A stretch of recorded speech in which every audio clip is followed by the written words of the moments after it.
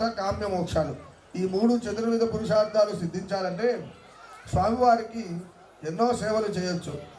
రథోత్సవం చేయొచ్చు, గరుడ సేవలు చేయొచ్చు. కానీ కళ్యాణోత్సవం ఒక్కడే ఎందుకంత విశేషమైన ఇంతమంది వచ్చి ఎందుకు పెళ్లి చేస్తున్నారు? నిత్య కళ్యాణం చేస్తున్నాం. గరుడ సేవ అయితే పౌర్ణమికి ఒకసారి చేస్తున్నాం. ఎందుకు చేస్తున్నామంటే ఈ దాంపత్య జీవనం ఇంత గొప్పది అని చెప్పేదానికి, అలాగే అన్ని దానాలలో స్వామి మనకి ఇస్తూ ఉన్నాడు. ఈ ఒక్క కళ్యాణోత్సవంలో కన్యాదానం మీరు చేస్తుంటే స్వామి స్వీకరిస్తున్నాడు. అంటే తన భక్తులు ఎప్పుడూ కూడా పెట్టేవారు ఉండాలి, వారిదే చెయ్యి పై చేయి ఉండాలి.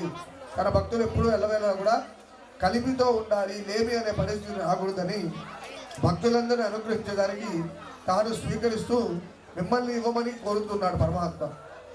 దేవుడంతటి వారికి ఇవ్వగలిగే వాళ్ళం మనం.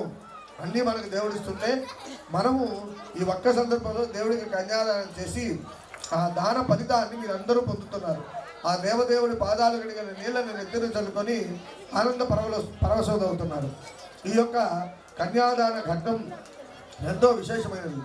ఇక్కడ నలుగురు 4 రకాలు అనుకుంటారు.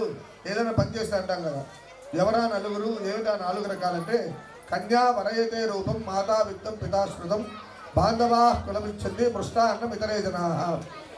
పెళ్లి చేసుకోబోయే అమ్మాయి కాబోయేటువంటి వరుడు భర్త ఎలా ఉండాలనుకుంటుంది? 6 అడుగుల అందగాడు, చక్కగా మంచి ఉంగరాల జుట్టు కలిగిన